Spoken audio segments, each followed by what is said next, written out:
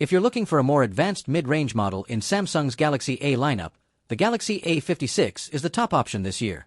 But right below it, we have the Galaxy A36, which also offers many of the same features. So, is it worth paying more for the A56? Or is the A36 already enough for what you need? Let's put these two Galaxy devices head-to-head and find out. With each new generation, the simpler A-series models keep improving, as features from the higher-end models trickle down. The Galaxy A36 is almost as good as the top model. However, the Galaxy A56 still has some advantages and is expected to be available soon in the US, which didn't happen with the A55. Visually, both devices are nearly identical. They both feature a flat design with Gorilla Glass Victus Plus protection on the front and back. The only real design difference is that the A56 has a brushed aluminum frame, while the A36's frame is made of plastic. Other than that, holding both in your hand, it's hard to tell them apart. Both come with IP67 certification, meaning they're protected against dust and can be submerged in water. At first glance, the two devices have basically the same display, a 6.7-inch OLED panel with Full HD, 1080p, resolution and a 120Hz refresh rate. The look and performance of both screens are excellent. The only difference is that the A56 supports HDR10 plus video playback, which is not present on the A36. Other than that, both reach the same maximum brightness, just over 1200 nits. The refresh rate control is also identical. Both run at 120 Hz for smooth navigation and automatically reduce the rate when idle to save power. The Galaxy A36 and A56 feature stereo speakers with similar performance. Volume is good, and the sound quality is comparable, with deep and full-bodied audio. You can unlock both phones using the under-display optical fingerprint reader. Both come with 128 or 256 gigabytes of internal storage and no microSD card slot. However, the A56 offers faster storage with the UFS 3.1 standard, while the A36 uses UFS 2.2. Both run the same interface, One UI 7, based on Android 15. That means you'll get the same set of features on both, including some AI-powered functions. If you want to learn more about One UI 7 features, we have a dedicated video on that. Samsung promises excellent software support for its mid-range phones.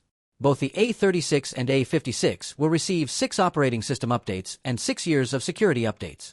One of the biggest differences between the two lies in the processor performance.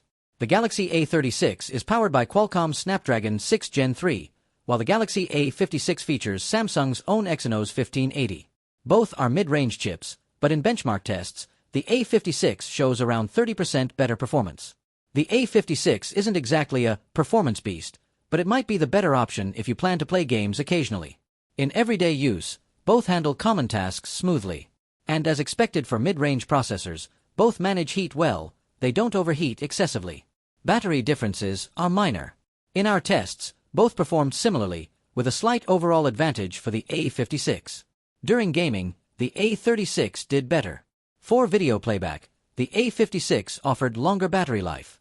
When it comes to charging, there's no difference.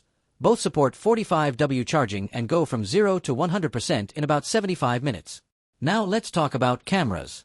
Both phones have a similar triple rear setup, a main camera, an ultra-wide, and a dedicated macro lens.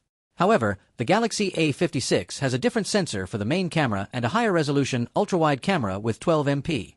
In daytime shots, the main camera quality on both the A36 and A56 is almost identical. But when using 2x digital zoom, the A56 provides better detail. The A56's superiority becomes more evident in low-light photos. Its main camera handles shadows and highlights better. Light sources tend to blow out more on the A36. Also, the A36's white balance isn't as accurate as the A56's. Photos may come out yellowish or reddish. During the day, the A56's ultra-wide also has better detail and dynamic range. At night, the pattern continues. Here you can see macro photos taken with both models. The cameras are identical in this aspect. And what about selfies?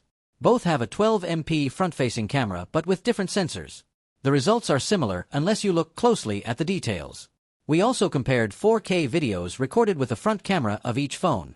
The main and front cameras on both support 4K recording, but the ultra-wide does not. On the A36, the ultra-wide is limited to 1080p. The main cameras record 4K videos with good detail and low noise. However, the A56 has better dynamic range, while the A36 tends to darken the image more. The A56's ultra-wide clearly has the advantage thanks to the higher resolution. Videos look sharper and cleaner. And while the A36's main camera performs well in darker settings, its videos are still a bit softer and noisier than the A56's. So there you have it, the most complete model in the Galaxy A lineup versus its more affordable rival.